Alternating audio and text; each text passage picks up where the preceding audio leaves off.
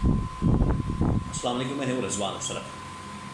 کل G H Q کے اندر ایک بڑی اہم ترین فارمیشن کمانڈرز کانفرنس ہوئی ہے۔ دیکھیے، جو کانفرنس ہے جنرل ہیڈ کوارٹرز میں یا جی ایچ کیو کے اندر یا فوج کی جو اہم ترین کانفرنس ہوتی ہے وہ دو قسم کی ہے۔ ایک ہوتی ہے کور کمانڈرز کانفرنس، جس کے اندر ٹاپ کے جو جرنیل ہیں وہ اس میں شامل ہوتے ہیں۔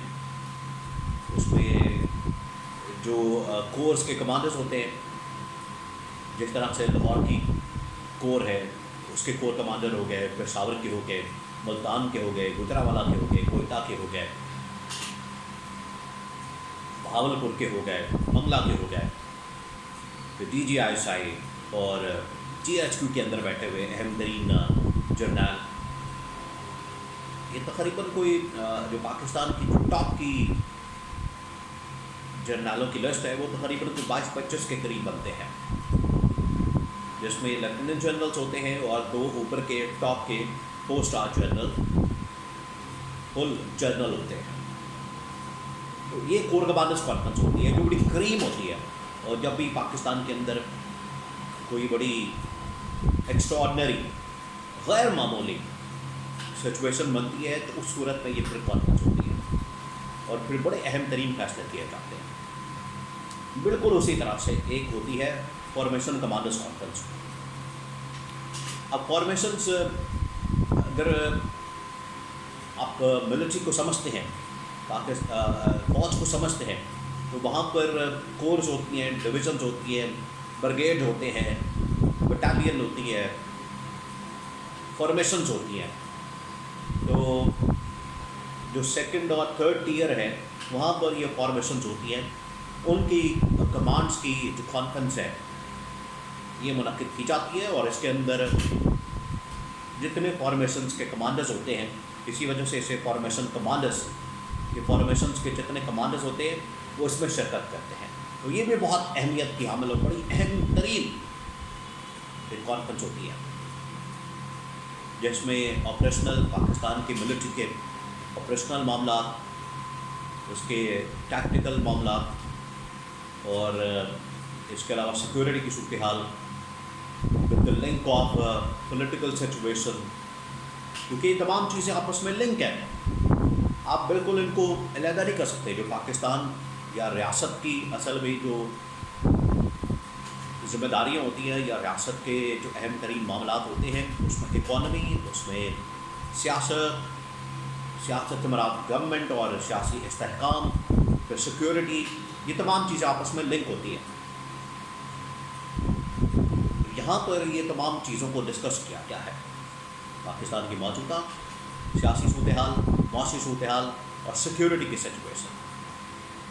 اب ان کی جانب سے ایک اعلامیہ جاری کیا گیا آئی ایس پی آر کی جانب سے، اس سے متعلق آپ کے ساتھ میں شیئر کرتا ہوں۔ سیکنڈ یہ کہ آج کے ماحول میں یہ کانفرنس کیوں منعقد کی گئی، اس کی اہمیت کیا ہے، اس کے بارے میں آپ کے ساتھ کچھ اہم ترین انفارمیشن شیئر کرتا ہوں۔ دیکھیں، پاکستان کے جو اس وقت حالات بن چکے ہیں، دن بدن بگڑتے جا رہے ہیں اور صحیح ہونے کا نام نہیں لے رہے۔ دو چیزیں ہوتی ہیں اس میں، ایک تو یہ کہ حکومت وقت جو ہے وہ یا پھر ذمہ داری لے اور اس بات کی ٹھان لے کہ بالکل جی ہم آ گئے ہیں، اب ہم ان حالات کو ٹھیک کرتے ہیں، اب ہم معاملات کو ٹھیک کرتے ہیں، اب ہم چیزوں کو اپنے طریقے سے سنبھالتے ہیں اور اسٹیبلٹی لا کر دکھاتے ہیں، نہ صرف سیاسی بلکہ معاشی بھی۔ یہ حکومتوں کا کام تو یہی ہوتا ہے، لیکن حکومت تو اس میں مکمل ناکام ہو چکی ہے۔ پھر آپ کو بتائیں کہ جو سب سے اہم ترین اس میں پہلو ہے، فیکٹر ہے، وہ ہے اکانومی کا۔ اب ایسے ہی FCA کی بنائی گئی آرمی چیف کی جانب سے یا اسٹیبلشمنٹ کی جانب سے، اور اس کے اندر بھی خاطر خواہ کارکردگی نظر نہیں آئی، اور جو عالمی مالیاتی اداروں نے رپورٹ جاری کی پاکستان کی اکانومی کے اوپر، معیشت کے اوپر، اور خاص طور پر انویسٹمنٹ کے اوپر، کیونکہ اس کی ذمہ داری انویسٹمنٹ پاکستان کے اندر لے کر آنا تھا، یہ اس کی ذمہ داری تھی، یا یہ ٹاسک تھا، یہ رول تھا اس کا.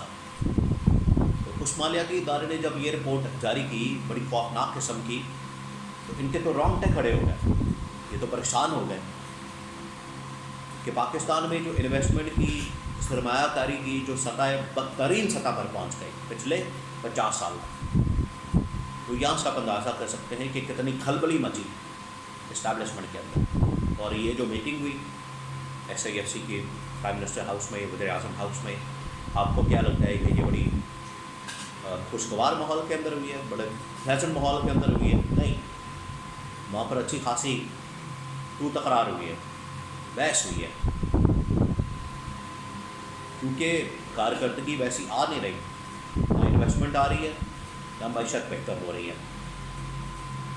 تو اس حوالے سے جو پوری ملٹری کمانڈ ہے اس کو اعتماد میں لینا بڑا ضروری تھا، بہت ضروری ہوتا ہے.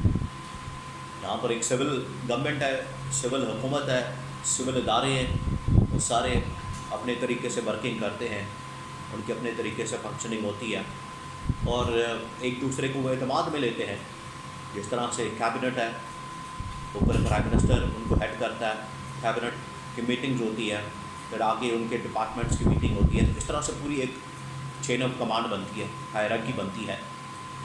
سویلین گورنمنٹ بالکل اسی طریقے سے جو ملٹری گورنمنٹ، ملٹری کمانڈ ہے، ان کی بھی اسی طریقے سے ہائرارکی بنتی ہے، اور وہ پھر آن بورڈ لیتے ہیں، لوپ میں رہتے ہیں. تو اس کو یہ جو فارمیشن کمانڈرز کانفرنس ہوئی ہے، اس کو اس کانٹیکسٹ میں دیکھنے کی ضرورت ہے کہ اس میں تمام اہم ترین کور کمانڈرز کو، فارمیشن کمانڈرز کو اعتماد میں لیا گیا، ان کو بتایا گیا موجودہ صورتحال سے متعلق، وہ چاہے سیاسی ہو، کیونکہ پاکستان میں سیاسی عدم استحکام تو اپنی جگہ موجود ہے، یہ تو ایک حقیقت ہے، اس سے کوئی انکار نہیں کر سکتا، کوئی بھی انکار نہیں کر سکتا. پھر کوئی یہ اس سے یہ سمجھتا ہے کہ یہ انٹرفیرنس ہے، مداخلت ہے پاکستان کے معاملات، نہیں، یہ انٹرفیرنس نہیں ہے. انٹرفیرنس اور ہوتی ہے، یہ تو پاکستان کے معاملات کو اسیسمنٹ کرنا، اس کی اسٹڈی کرنا، اس کا انالیسس کرنا، اور پھر فیوچر کا پلان کرنا، یہ تو ایک نارمل روٹین کی بات ہے، اور اس طرح سے ہونا بھی چاہیے. اس میں سیاسی، معاشی اور سیکیورٹی سچویشن، اور پھر SIFC، یہ 4-5 چیزیں بڑی ڈیٹیل کے ساتھ. اور یہ جو فارمیشن کمانڈرز کانفرنس ہے، یہ ایسا نہیں کہ ایک دن صبح شروع ہوئی اور شام میں ختم ہو گئی یا دوپہر میں ختم ہو گئی، یہ 3-4 دن چلی ہے، 3-4 دن. یہاں سے آپ اس کی اہمیت کا اندازہ کر سکتے ہیں. اور سچویشن آپ کے سامنے ہے، محاذ کتنے کھلے ہوئے ہیں، سیاسی محاذ کھلا ہوا ہے، معاشی محاذ کھلا ہوا ہے، سفارتی محاذ کھلا ہوا ہے. عدلیہ کے ساتھ اتنے زیادہ چیلنجز بڑھ چکے ہیں.